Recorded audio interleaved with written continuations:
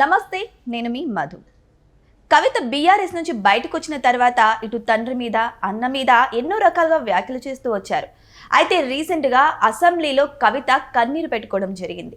నా తండ్రికి నేను ఎంతో సహాయం చేశాను, తెలంగాణ రావడానికి కూడా నేను కారకురాలయ్యాను అని ఇండైరెక్ట్గా ఎన్నో మాటలు కూడా అన్నారు. సో ఇవన్నీ చూస్తే నిజంగానే కవిత అంత కష్టపడ్డారా, తండ్రి నుంచి దూరం అయిపోయిన తర్వాత అంత సమస్యలు ఎదుర్కొంటున్నారా అనే విషయాల గురించి ఈరోజు మనం చర్చించాల్సిందే.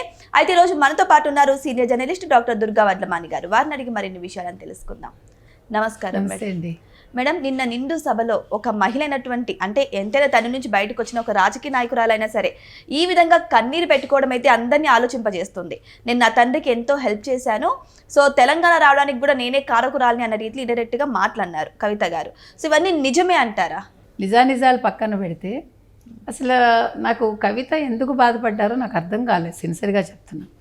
ఎందుకంటే కవిత ఏ రోజు బాధపడాలంటే తండ్రి ఓడిపోయాక నిన్న మాట్లాడిన మాటలన్నీ ఆ రోజు మాట్లాడి ఉండుంటే బాగుండేది. ఇప్పుడు తను అన్యాస్త్రాలు అయిపోయాక, అంటే తను ఏ రకంగానూ కుటుంబంతో కలిసికట్టుగా ఉండలేని స్థితిలో ఈరోజు తను బయటకు వచ్చేసి, అంటే ఒక లిక్కర్ స్కామ్ అనేది ఆవిడ మర్చిపోతున్నారు. తండ్రికి చెప్పకుండా లిక్కర్ స్కామ్ చేసిందనే కదా ఆరోపణ. అందుకోసమే కదా కేసీఆర్ మాట్లాడలేదు. కేసీఆర్ క్షమించింది ఆ విషయంలోనే కదా. అదర్వైజ్ కవితకి ఎంత ఫ్రీ హ్యాండ్ ఇచ్చాడు ఆయన. జాగృతి అనేది ఆవిడ పెట్టుకున్నాక అది వాళ్ళు స్టేట్ ఫంక్షన్గా చేసి 10 ఏళ్ళు, సంవత్సరానికి 15 కోట్లు, ఎంత 10 కోట్లు ఇప్పించాడు ఆయన. 10 కోట్లు బతుకమ్మ పండగకి సంవత్సరానికి 10 కోట్లు ఇచ్చాడు. అంటే ఆ పండగ మంచిగా జరపడానికి ఇంత ఫ్రీ హ్యాండ్ ఇచ్చాక మరి కవిత ఎందుకు లిక్కర్ స్కామ్ చేశారు? నిన్న మీకు గుర్తుందో లేదో, ఆవిడ నేను మా కులదైవం లక్ష్మీ నరసింహస్వామి మీద ఒట్టేసి చెప్తున్నా, మా మధ్య ఆస్తి తగాదాలు కాదు, నా 2 పిల్లల మీద నేను ఒట్టేసి చెప్తున్నాను అంది ఆవిడ. అంటే దానికి నేను ఇక్కడ ఒక్క పాయింట్ మాత్రం చెప్తాను, ఏంటంటే కొడుకులను ఎందుకు మధ్యలో ఇక్కడ తీసుకురావటం, కొడుకుల మీద ఒట్టేయడం ఎందుకు? మీ కుల దైవం ఎవరైతే ఉన్నారో ఆయన మీద ఒట్టేశారో అంతవరకు ఓకే, అది మీ ఇది నమ్మకం. పిల్లల్ని తీసుకురావటం అనేది అసందర్భం, తప్పది నా ఉద్దేశంలో. రెండోది, నన్ను బీఆర్ఎస్ వాళ్ళు అడిగారు, ఓకేనండి మీరు చెప్పారు కదా మీ దైవం మీద మీరు ఒట్టు వేశారు కదా, అదేవిధంగా నేను లిక్కర్ స్కామ్లో లేను అని కూడా మీరు ఒట్టు వేయండి అని అడిగారు. మరి అది వేయాలిగా. అవును, వేయాలిగా. ఇప్పుడు నేను ఒకటి చెప్తానండి, మన ఆడవాళ్ళం కరెక్టే, అంటే మనం ప్రతిసారి మన బలహీనలు అని ఒప్పుకుంటున్నామా మనం? నేను పురుషుడితో సమానంగా నేను ఉండాలి అనుకున్నప్పుడు మీరు ఇంకొంచెం ఒక వాళ్ళు 100% ఉంటే మనం 101 ఉండాలిగా. అవును, మానసికంగా ఒకటే కాదు, శారీరకంగా కూడా మనం దృఢంగా చేసుకోవాలి. శారీరకంగా దృఢంగా చేసుకునే క్రమంలో మీ మైండ్ని మీరు కంట్రోల్ చేసుకోవాలి. ఏడుపు ఎప్పుడు పరిష్కారం కాదు. సింపతికి ఏం చేసినందువల్ల ఏమొస్తుంది? ఇప్పుడు రేపు పొద్దున్న మీరు పార్టీ పెట్టాక మీకు ఏమైనా ఓట్లు వస్తాయా? కుటుంబాన్ని మీరు ఎందుకు బయట పెడతారు? నా ప్రశ్న అదొక్కటే.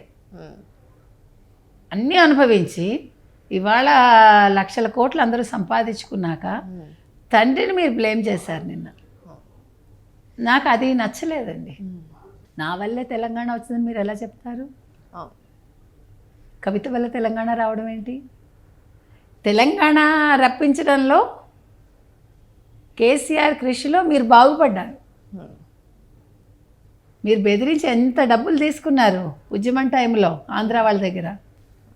ఇవాళ మీరెందుకు ఇప్పుడు బీజేపీతో మా నాన్న ఇదయ్యాడు అని అంటున్నారు మీరు, కానీ ఆ బీజేపీకి చేరుకోవడానికి కారణం కవితగా. కవిత బెయిల్ కోసం కదండి కేసీఆర్ దిగి రావాల్సి వచ్చింది. ఇక్కడే పీకలేని వాడు కేంద్రంలో ఏం పీకుతామని తండ్రిని మాట్లాడతాడు ఎవడైనా? తప్పు కదా.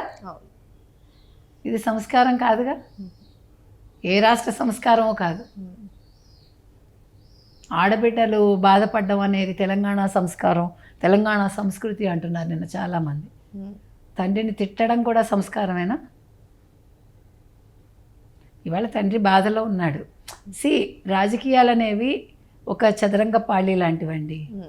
అది పైకి వెళ్తారు, కిందకు వస్తారు, నిచ్చెల నుంచి పైకి వెళ్తారు, పావు నోట్లో పడి కిందకు వస్తారు.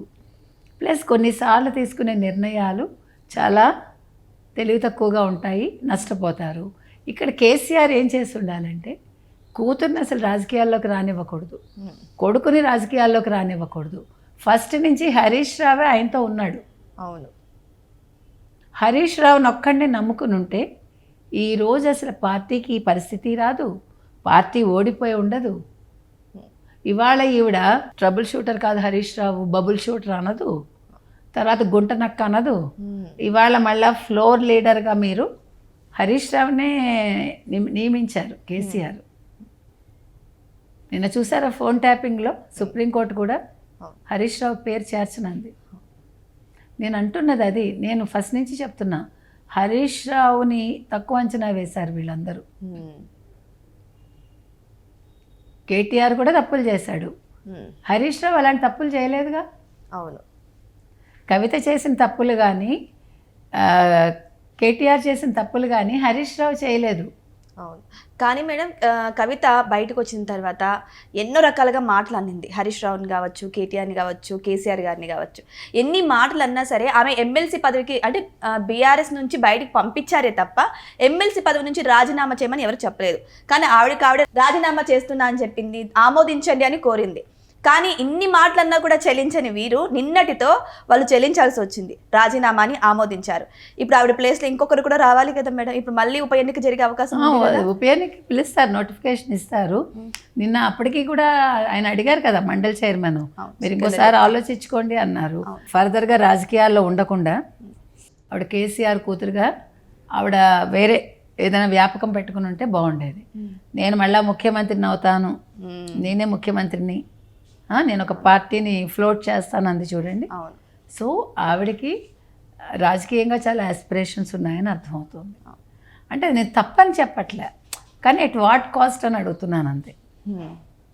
ఇప్పుడు నేను రాజకీయాల్లోకి రాదలుచుకుంటానండి, నేను నా తండ్రి దగ్గర నా తండ్రి పేరు చెప్పుకునో నా తండ్రి పవర్ తోటో నేను అన్నీ సంపాదించుకున్నా. ఈరోజు మీ దగ్గర డబ్బులు ఎలా వచ్చాయి కవిత?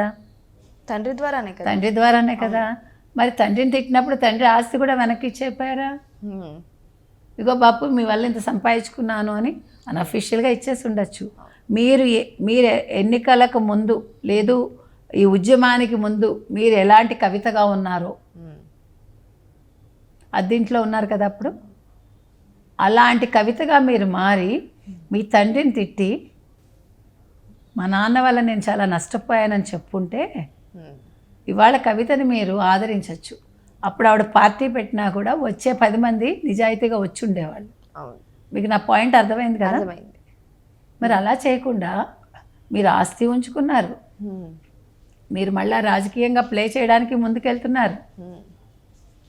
మీ తండ్రిని మీరు అణగదొక్కడానికి ప్రయత్నిస్తున్నారు. ఏ తెలంగాణ పేరు చెప్పి మీ నాన్నగారు ఈ పార్టీ పెట్టారో, మిమ్మల్ని అందరినీ చేరదీసి మీకు ఇంత అవకాశం కల్పించారు, ఆ తండ్రిని తిట్టడాన్ని మాత్రం నేను హర్షించనండి. ఏ రాజకీయవేత్త అయినా సరే, ఇప్పుడు నేనైనా సరే నా తండ్రిని తిట్టడం తప్పు ఆ సిచ్యువేషన్లో ఉండి. ఎందుకంటే మనకి జన్మనిచ్చే తల్లి అయితే కారకుడు తండ్రే కదా. ఈరోజు అసలు కవిత అనే ఆవిడ కల్వకుర్తి కవిత అంటే ఎవరికి తెలుసు అంతకుముందు? ఎవరికి తెలియదు. Because of KCR. అసలు కేసీఆర్ చేసిన తప్పిదం ఏంటంటే ఈరోజు కేసీఆర్ బాధపడచ్చు నాకు తెలిసి. ఫామ్ హౌస్లో కూర్చుని ఆయన ఏం బాధపడి ఉండొచ్చు అంటే, నేను అనవసరంగా చంద్రబాబు నాయుడు కాదనుకుని వచ్చాను, ఈ రాష్ట్రాన్ని తెచ్చాను, ఎందుకు ఇన్ని తంటాలు తెచ్చుకున్నానని అనుకుంటున్నాడేమో అనేది నా అభిప్రాయం. సో ఏదేమైనా సరే ఇప్పుడు కవిత చేసిన వ్యాఖ్యలు మాత్రం కీలకంగానే మారాయి. మరి నిజంగానే తండ్రి నుంచి బయటకు వచ్చిన కవిత కొత్తగా పార్టీ పెడతారా? మరి ముఖ్యమంత్రి హోదాలో నేను నిలుస్తానని చెప్పుకుంటున్నారు. ఇవన్నీ కూడా నిజాలు అవుతాయా లేదా అనేది వెయిట్ చేసి చూడాల్సిందే. Thank you so much. Thank you.